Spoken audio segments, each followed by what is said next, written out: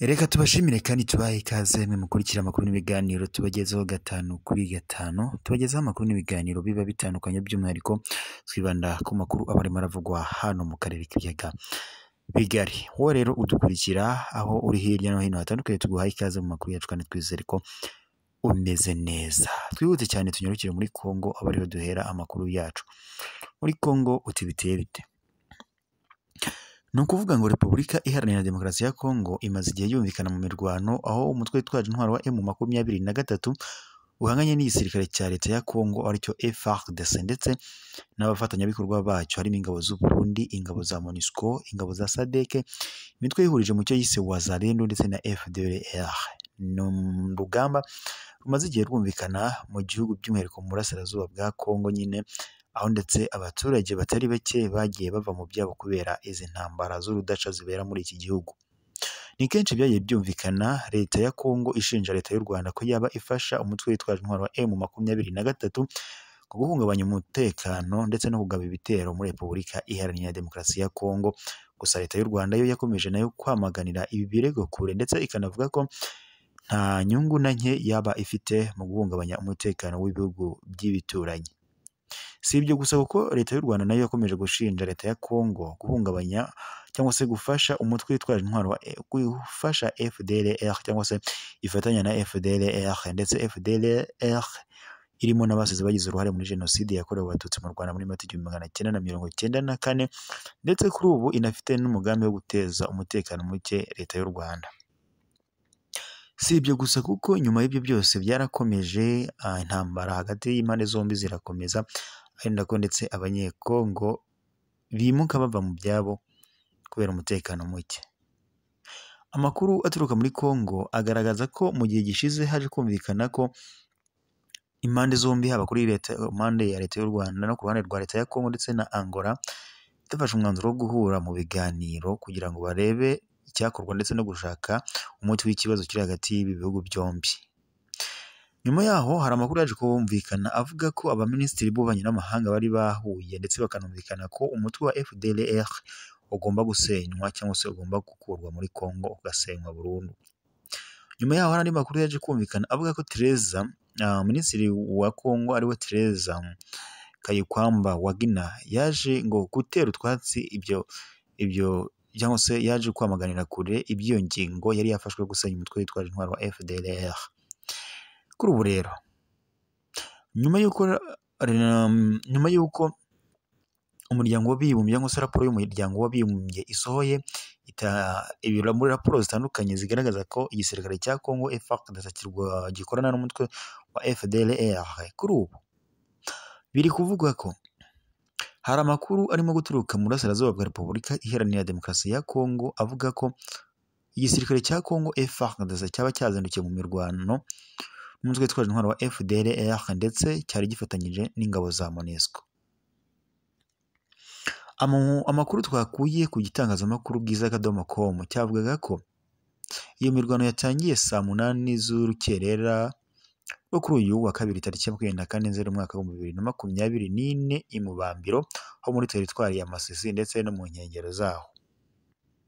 Iki gitangazamakuru kandi cyamenye ko habuze gato ngo aba General de Brigade Sibo Stani Gakwerere Gihayima wari i Mubambiro yicwe.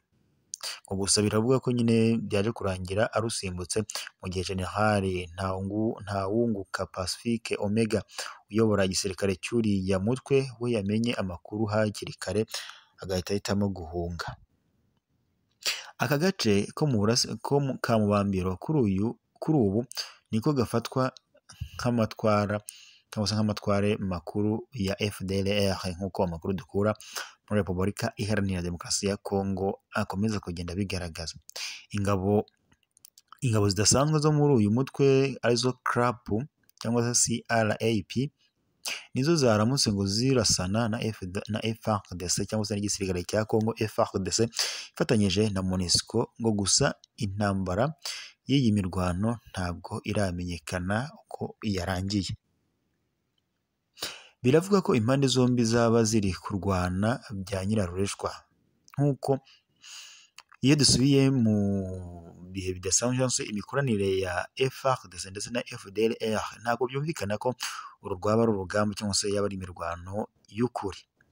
Kuri ubu impande zombi zaramutse zirasana mu gihe bizwi ko FDLR ari imwe mu bagize ihuriro ry'ingabo za leta ya Repubulika Iharanira Demokarasi ya Kongo zimaze imyaka ikabakaba 3 zirwana n'umutwe witwaje intwaro wa M23.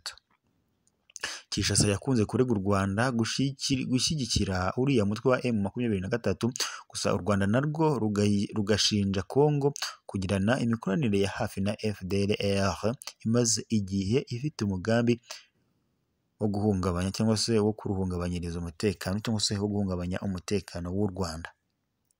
Icyakora mu rwego